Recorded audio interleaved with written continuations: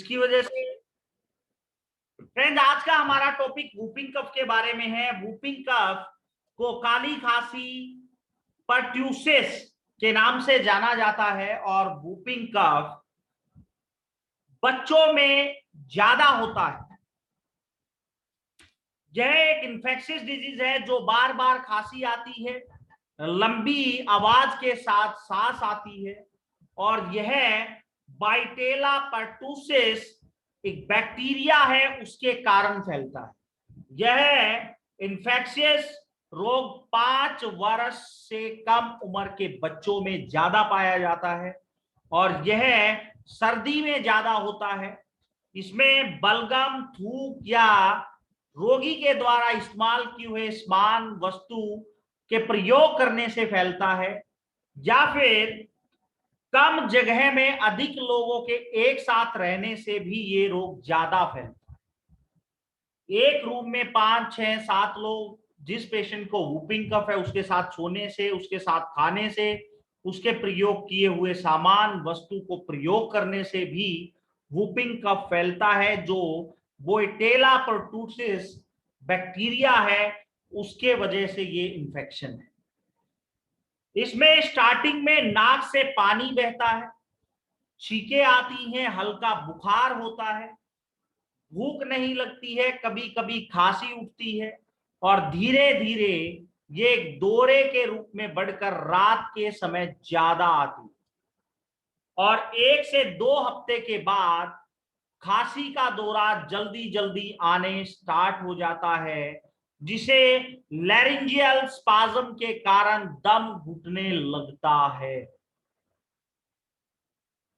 रोगी खांसी के बाद लंबी सी हूफ की आवाज के साथ सांस लेता है और खांसी के दौरे के समय बच्चा उल्टी भी कर सकता है। कभी कभी उसको यूरिन और टॉयलेट निकल जाता है और नाक से खून भी आता है। खांसी के दौरे के टाइम बच्चा जीभ भी काट लेता है।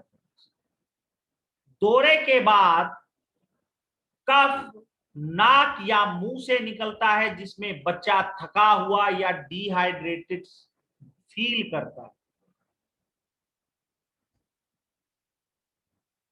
वूपिंग कफ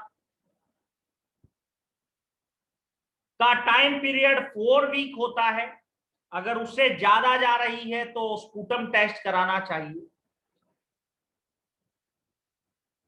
ये धुआं से, धूल मिट्टी से भी इसका दौरा पड़ सकता है, धुएं से और धूल मिट्टी के संपर्क में आने से। और वूपिंग कफ होने के बाद पेशेंट को जो कॉम्प्लिकेशंस हैं और बढ़ सकते हैं अगर उसका ट्रीटमेंट ना किया जाए। ब्रोंकायोनिमोनिया, न्यूमोथोरैक्स, सर्जिकल एम्पाइमा, उल्टी लगना या खून की उल्टी आना, आंख में खून आना या हर्निया, क्योंकि खांसते टाइम आते खिंच जाती हैं, इंटेस्टाइन्स खिंच जाती हैं, जिसकी वजह से वूपिंग कफ में हर्निया भी हो सकता है। इसके लिए फ्रेंड्स स्पूटम टेस्ट करा सकते हैं, चेस्ट एक्सरे करा सकते हैं और पेशेंट को बहुत सी चीजें ध्यान रखना है। लिक्विड डाइट ज्यादा से ज्यादा देनी है, तला हुआ या घी या ऑयली फूड बिल्कुल नहीं देना है। अगर बड़ों को वूपिंग कफ की शिकायत हो गई है तो उनको स्मोकिंग अवॉइड करानी है। इन्फेक्शंस को रोकने के लिए आपको पेशेंट को गर्म पानी को ठंडा करके देना है। और फ्रेंड्स, चेस्ट पे सिकाई कर सकते हैं और इलेक्ट्रो होम्योपैथी में वूपिंग कफ के लिए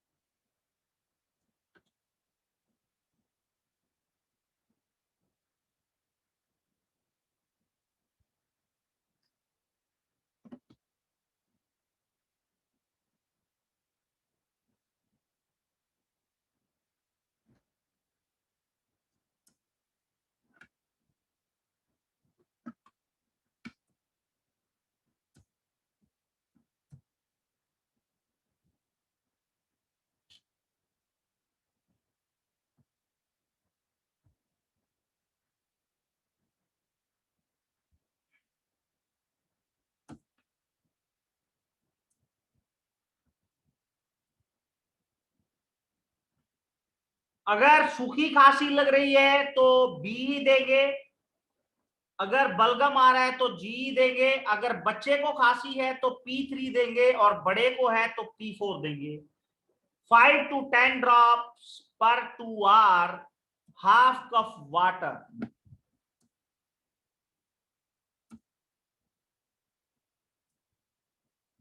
हाफ कप हॉट वाटर में जैसे चाय पीते हैं सिप सिप करके, ऐसे देना है। और चेस्ट पर